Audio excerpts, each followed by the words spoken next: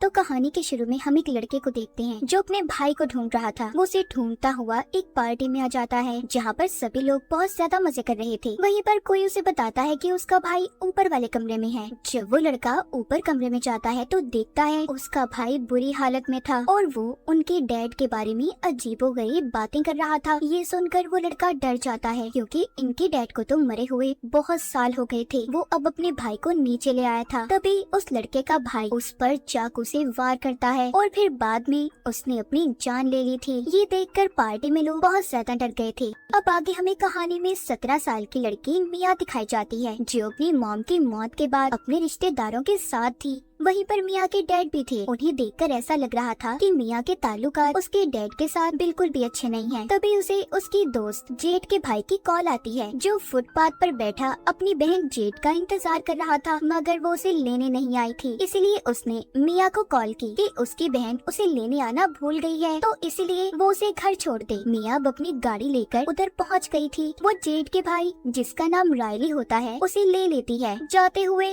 वो खूब मजे में गाड़ी चलाती है। तभी रास्ते में इनकी गाड़ी के आगे अचानक से जख्मी हालत में कैंगरू आकर लेट जाता है। मिया बार बार अपनी गाड़ी उस कैंगरू के पास ले जाती है मगर अपनी गाड़ी को रोक देती है। वो उस कैंगरू की जान नहीं लेना चाहती थी, इसीलिए ये दोनों उस कैंगरू को वहीं पर छोड़कर आगे चले गए थे। वो अब रायली को उसके घर ले आती है जहाँ पर वो अपनी दोस्त जेठ से भी मिलती है। यहाँ पर दिखाया जाता है मिया की दोस्त जेठ अपने एक फ्रेंड के साथ थी जो कभी मिया का भी दोस्त हुआ करता था। लेकिन खैर मिया को अब इन चीजों से कोई फर्क नहीं पड़ता। वो इस बात को नजरअंदाज करके जेठ से बहुत प्यार करती थी। अब बातों बातों में मिया जेठ को एक वीडियो दिखाती है जिसमें एक लड़की की बड़ी बड़ी काली आंखें थी। ऐसा लग रहा था कि उस पर किसी शैतानी आत्मा का कब्जा हो। तभी वहाँ पर उनका एक दोस्त आता है। आज रात इन सब ने अपने दोस्त के यहाँ पार्टी में जाना था। ये सभी उधर पहुँच जाते हैं। मिया का दोस्त सबको बताता है कि हम एक गेम खेलने वाले हैं जिसका नाम है टॉक टू मी, मुझसे बात करो। मिया इस गेम को खेलने के लिए तैयार थी। उसे एक चेयर पर बिठाकर बांध दिया जाता है। अब उसका दोस्त उसके सामने टेबल पर रखी हुई मोमबत्ती जलाता है।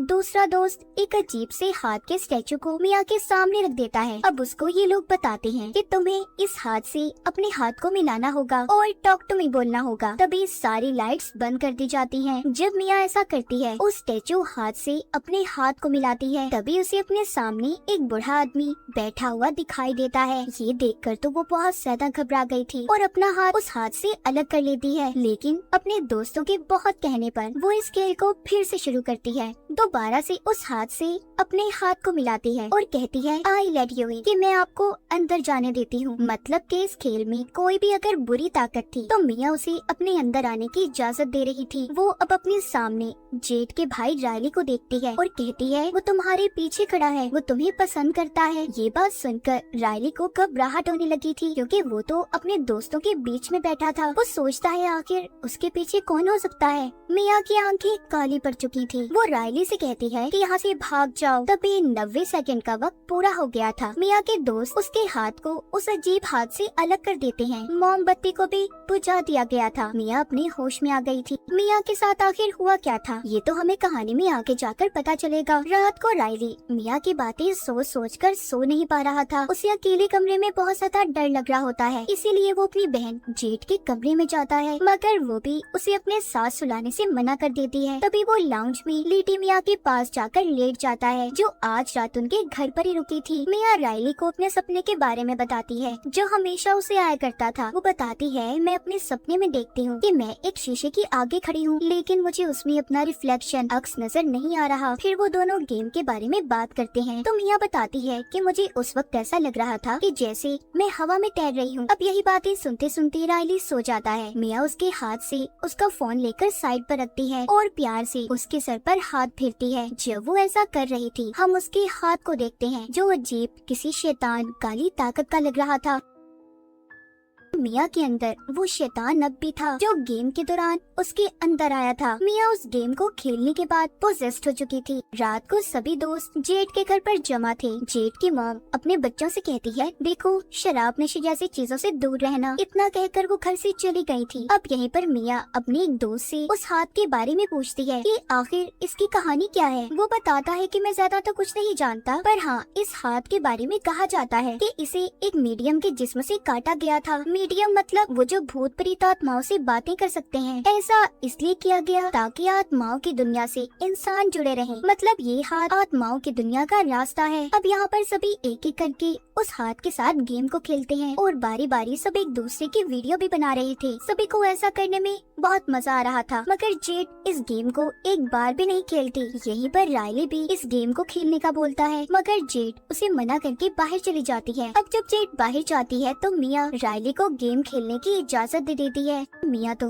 पोजेस थी शैतान के कंट्रोल में, तो जो कुछ शैतान उसे सोचने या बोलने का कह रहा था वो वही कर रही थी। रायली अब जब उस गेम को शुरू करता है और वो हाथ पकड़ता है, आई लेट यू इन कहता है, वैसे ही उसके अंदर मिया की मॉम की आत्मा आ जाती है जो कि मिया से बात करने लगी थी। मगर तब तक वो वक्त पूरा हो गया था जो सब दोस्तों ने रायली को गेम खेलने के लिए दिया था। लेकिन मिया ने अपनी मॉम की आत्मा को महसूस किया था, उसे उनकी आवाज भी आ रही थी। पर तभी उन आत्माओं की दुनिया से रायली को पसंद करने वाला शैतान उसके अंदर आ जाता है। मतलब कि जो कहानी के शुरू में मिया ने रायली को बताया था कि वो तुम्हारे पीछे खड़ा है, अब वो शैतान रायली के अंदर था। तभी रायली अपने सर को टेबल पर जोर जोर से मारता है। थोड़ी देर बाद उधर पुलिस भी आ गई थी और रायली के मामले में पूछताछ करने लगती है। उसकी बहुत बुरी हालत थी, इसीलिए उसे हॉस्पिटल ले जाया जाता है। इन सब के बाद मिया अब जब रात को घर पहुंचती है तो उसके डैड उससे बात करने की कोशिश करते हैं, मगर वो अपने कमरे में चली गई थी और अपने डैड से कोई बात नहीं करती। फिर कुछ देर के बाद वो हॉस्पिटल में जाती है जहाँ पर रायली दाखिल था। अब वो जानती थी कि हॉस्पिटल जाकर उसे रायली के घर वालों का सामना करना था, क्योंकि गेम खेलने की इजाजत इसी ने दी थी। जैसे ही वो हॉस्पिटल पहुंचती है होता भी ऐसा ही है जैसा कि उसने सोचा था। जेड उस पर बहुत गुस्सा करती है,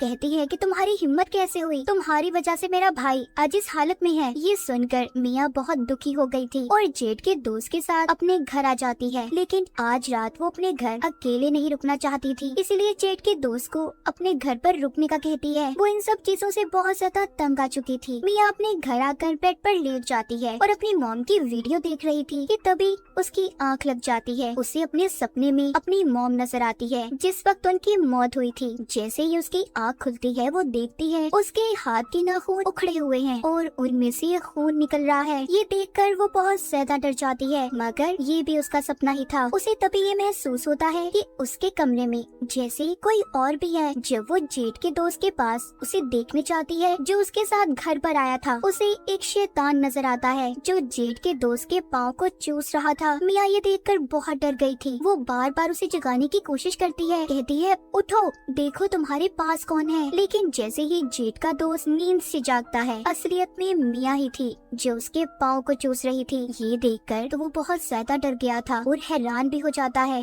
उधर हॉस्पिटल में जेड और उसकी मॉम जब रायली को बाथरूम में साफ कर रही थी तो तभी रायली जेड के हाथ पर काट लेता है और जोर जोर से हंसता हुआ फिर से अपना सर दीवार में मारता है।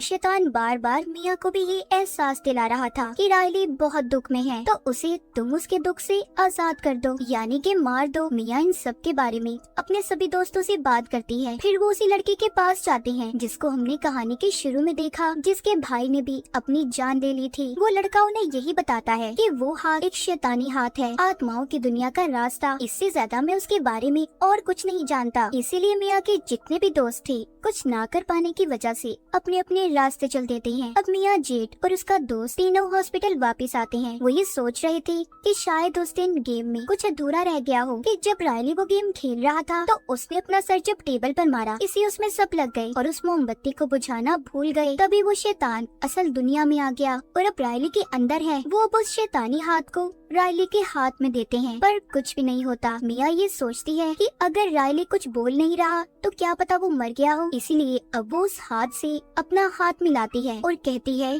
टॉक टू मी रायली, मुझे रायली से बात करनी है। तभी एक छोटी बच्ची उसके सामने आ जाती है जो उसे कह रही थी आई लेट यू इन। तभी मिया आत्माओं शैतानों की दुनिया में चली गई थी। वो वहाँ पर रायली को देखती है जिसको शैतान ने बुरी तरह से अपने काबू में किया हुआ था। ये देखकर वो बहुत ज्यादा डर गई थी और रोते हुए वापस अपनी दुनिया में आ जाती है। अब वो अपने घर आ गई थी जहाँ पर उसके डैड उसका इंतजार कर रहे थे। वो मिया के आते ही उसे उसके मॉम का खत सुनाते हैं जिसमें लिखा था मेरे प्यारे हस्बैंड और मिया, आज मैं बहुत खुश हूँ। आज मेरे लिए बहुत अच्छा दिन है। मैं उम्मीद करती हूँ तुम भी बहुत अच्छे होंगे। मैं अब बिल्कुल दर्द में नहीं हूँ। ये बातें सुनकर मिया अपने डैड के गले लग जाती है। तभी दूर से मिया को अपनी मॉम की आत्मा की आवाज सुनाई देती है कि तुम्हारे डैड झूठ बोल रहे हैं। मिया बार बार उसे बस यही सुनाई दे रहा था कि तुम्हारे डैड झूठ बोल रहे हैं। तभी शैतान मिया के डैड की शक्ल में उस पर हमला कर देता है। मिया एक कैंची से उसे मार देती है, मगर वो ये भूल गई थी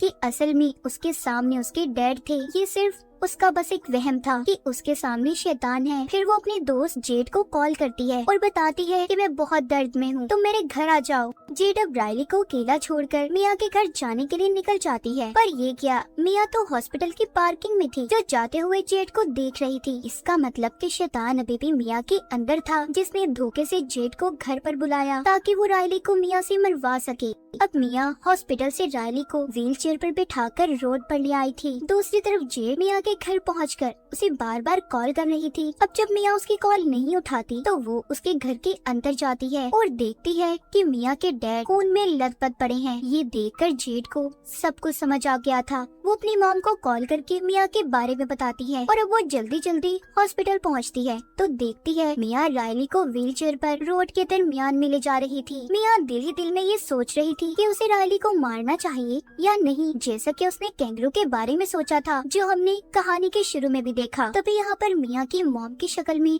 वो शैतान आता है जो बार बार उसे रायली को मारने के लिए उकसा रहा था। तभी मिया यहाँ पर गाड़ी के सामने रायली को फेंकने के बजाय खुद कूद जाती है, लेकिन जेड ने उसे बचा लिया था। अब वो जख्मी हालत में हॉस्पिटल में थी, जहाँ पर वो शीशे में खुद को देखती है तो उसे अपना अक्स नजर नहीं आता और बेहोश हो जाती है। उसका बुरा सपना सच हो गया था। वो आत्माओं की दुनिया में फंस गई थी। उसे आत्माओं के अंधेरी दुनिया में मोमबत्ती की रोशनी दिखाई देती है। जब वो उसके पास जाती है तो मोमबत्ती के ऊपर एक हाथ होता है। मिया जैसे ही उस हाथ को पकड़ती है तो उसे एक लड़का दिखाई देता है जो कहता है आई लेट यू इन, मतलब अब ये हाथ किसी और के साथ गेम खेलने वाला था। ये बात तो साफ थी कि मिया ने रायली को बचाने के पीछे अपनी जान को खतरे में डाल दिया। वो हाथ किसके पास था इस बारे में भी किसी को कुछ नहीं पता। और इसी के साथ इस फिल्म की कहानी भी यहीं पर खत्म हो जाती है।